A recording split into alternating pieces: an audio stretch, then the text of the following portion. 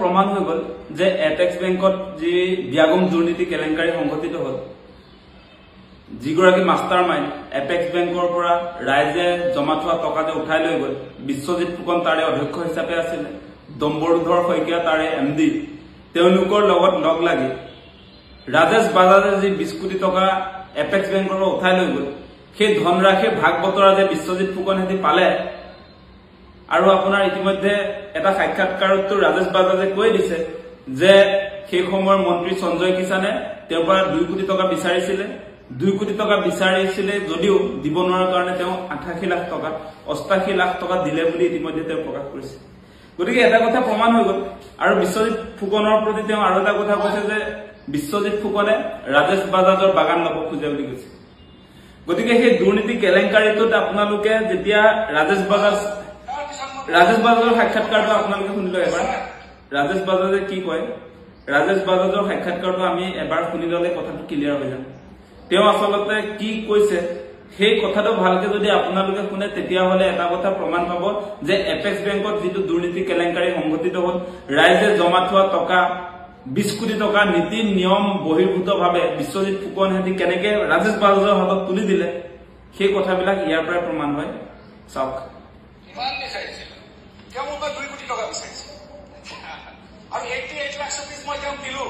88 লাখ দিলে দিলো মই কৈছো নহয় সঞ্জয় কিষাণ আপুনি শুনি আছে না আপুনি 2 কোটি টকা বিচাৰিছিল আৰু 88 লাখ 88 লাখ সপিস মই সঞ্জয় কিষাণে মন্ত্ৰী হৈ থকা অৱস্থাত সঞ্জয় কিষাণ মই আপোনাৰ দৃষ্টি আকৰ্ষণ কৰিম দাদা আৰু চাওক দেই মানে মন্ত্ৰী বিধায়কৰ লগত যদি এটা ঘনিষ্ঠ সম্পৰ্ক নাথাকে তেনেহলে আপুনি বা মই বেংকৰ পৰা লোন পাম নেকি তাকো 20 কোটি টকা সেই কথাটো আপোনালোকে ভাবি চাওক মানে মন্ত্ৰী বিধায়কৰ লগত যদি আপোনাৰ এটা সু সম্পৰ্ক নাথাকে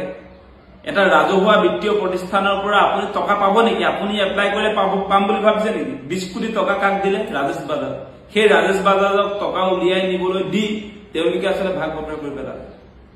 তেওঁলোকে ভগাই ললে সেই টকাখিনি তাৰ পাছত বিশ্বজিৎ ফুকনে কৈ থাকে যে এপেক্স বেংকত কোনো দুৰ্নীতি হোৱা নাই দুৰ্নীতি নোহোৱাকে এই মানুহজনে কেনেকে আপোনাৰ এপেক্স বেংকত ঘূৰাই দিম বুলি কৈছে টকা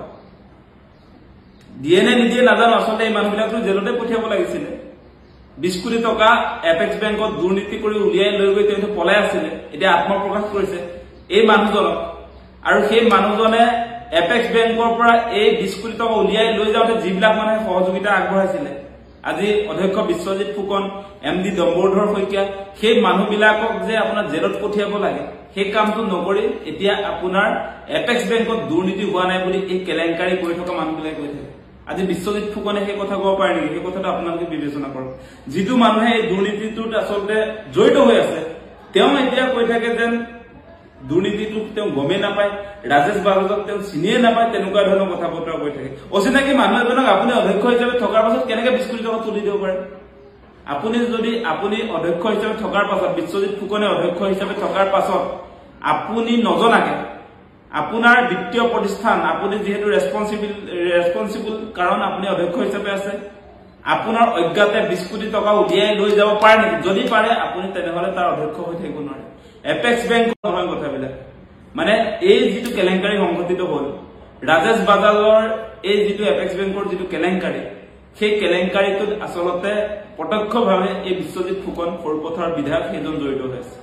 তেওঁলোকে এই টকাখিনি ৰাইজে জমা থোৱা টকা এপেক্স বেংকত সেই টকাখিনি ভাগ বতৰা কৰিবৰ কাৰণে আসলতে এই দুৰ্নীতিটো সংঘটিত কৰিলে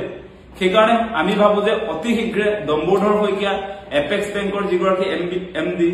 তাৰ লগতে অধ্যক্ষ বিশ্বজিৎ ফুকন ৰাজেশ বাজাজ সেই মানুহবিলাকক জেলত ভৰাব লাগে যদি হিমন্ত বিশ্ব শৰ্মাৰ চৰকাৰখন জিৰ' টলাৰেন্স এগেইনষ্ট কৰাপচন হয় তেনেহলে 1 মিনিটৰ কাৰণে এই মানুহবিলাক বাহিৰত থাকিব নোৱাৰে 20 কোটি টকা ৰাইজৰ টকা মাৰি দিয়াৰ পাছত এই মানুহবিলাক জেলত থাকিব লাগিব না সেই কথাটো আপোনালোকে কওক তাৰ পাছত এতিয়া বিশ্বজিৎ ফুকনে ফেচবুক লাইভত আহি যিবিলাক কথা কৈছে যেন তেওঁৰ পাৰ্সোনেল প্ৰপাৰ্টি এপেক্স বেংক তেনেকুৱা ধৰণৰ কথা বতৰাইটো প্ৰকাশ পাইছে তেওঁহে উদ্ধাৰ কৰিলে এপেক্স বেংকত কোনো ধৰণৰ দুৰ্নীতি হোৱা নাই তেনেকুৱা ধৰণৰ কথা বতৰা কয় এপেক্স বেংকত যদি দুৰ্নীতি হোৱা নাই 20 কোটি টকা কেনেকে ৰাজেশ বাজাজে লৈ গল এনেকুৱা ফটোৱামি কথা নকব আজি আপোনালোকে নিশ্চয় দেখা পালে যে ৰাজেশ বাজাজৰ যেটো ইন্টাৰভিউ ইয়াত প্ৰাক্তন শ্ৰম মন্ত্ৰী সঞ্জয় কিষাণৰ নাম তেওঁ লৈছে সঞ্জয় কিষাণে ৰাজেশ বাজাজৰ পৰা 2 কোটি টকা বিচাৰিছিল আৰু 2 কোটি টকা নিদিয়াৰ কাৰণে দিব নোৱাৰাৰ কাৰণে আপোনাৰ 88 লাখ টকা দিয়া হ'ল বুলি কৈছে গতিকে সেই 20 কোটি টকাৰে এই 88 লাখ টকা আপোনাৰ সঞ্জয় কিষাণক দি দিলে ৰাজেশ বাজাজে তেওঁ কোৱা মতে গতিকে আপোনালোকে নিশ্চয় কথাবিলাক বুজি পালে যে এই যেটো ৰাজহুৱা বিত্তীয় প্ৰতিষ্ঠান সেই বিত্তীয় প্ৰতিষ্ঠানটোক আসলে ধ্বংস কৰিবৰ কাৰণে বিশ্বজিৎ ফুকনহেতি নিজৰ পৈতৃক মানে সম্পত্তিৰ নিচিনাকে যি ধৰণে তেওঁলোকে কাম কাজ কৰিছে সেই কথাবিলাক আপোনালোকে নিশ্চয় বুজি পাইছে গতিকে আমি এই কথাখিনিকে কলো এই কেছটোত এপেক্স বেংকত যেটো দুৰ্নীতি কেলেংকাৰী সংঘটিত হ'ল এই কেছটোত আপোনালোকে নিশ্চয় দেখা পালে এগৰাকী সাংবাদিকক জেলত পঠিয়ালে দুৰ্নীতি হোৱা নাই বুলি কৈ কেনেকুৱাকে কি কেছত ফচালে আপোনালোকক পুনাই কোৱাটো কোনো প্ৰয়োজন নাই যে এপেক্স বেংকত যেটো দুৰ্নীতি হ'ল সেই দুৰ্নীতিৰ মানে উচিত তদন্ত বিচাৰি যেতিয়া প্ৰতিবাদ সাব্যস্ত কৰিবলৈ যোৱা হৈছিল সেই প্ৰতিবাদটো যি আপোনাৰ সাংবাদিকে ৰিপৰ্টিং কৰিছিল সেই ৰিপৰ্টিং কৰা সাংবাদিকক হিমন্ত বিশ্ব শৰ্মাই কেনেকৈ থাপ মাৰি নি আসলে জেলত পঠিয়ালে সেইটোতো আপোনালোকে মনত ৰাখিছে না এইবিলাকতো মনত আছে এতিয়া ৰাজেশ বাজাজৰ সাক্ষাৎকাৰটো গম পালে যে ৰাজেশ বাজাজে কৈছে যে যিগৰাকী অধ্যক্ষ বিশ্বজিৎ ফুকনেও ৰাজেশ বাজাজৰ যি বাগান আছে সেই বাগান ল'ব খোজে বুলি কৈছে মন্ত্ৰী সঞ্জয় কিষাণকো ৰাজেশ বাজাজৰ বাগান লাগে আৰু আপোনাৰ সেই কাৰণে বাগান ল'ব নোৱাৰি 88 লাখ টকাটো দিলে বুলি কৈছে গতিকে আপোনালোকে গোটেই কথা বতৰাবিলাক চিন্তা কৰক কেনেকুৱাকে বিজেপি চৰকাৰৰ দিনত ৰাজহুৱা বিত্তীয় প্ৰতিষ্ঠান ধ্বংসৰ গৰাহলৈ ঠেলি দিছে আৰু এই ঠেলি দিয়া মানুহবিলাকৰ অন্যতম আজিৰ যিগৰাকী আপোনাৰ অধ্যক্ষ বিশ্বজিৎ ফুকন দম্বৰধৰ শইকীয়া সেই মানুহবিলাক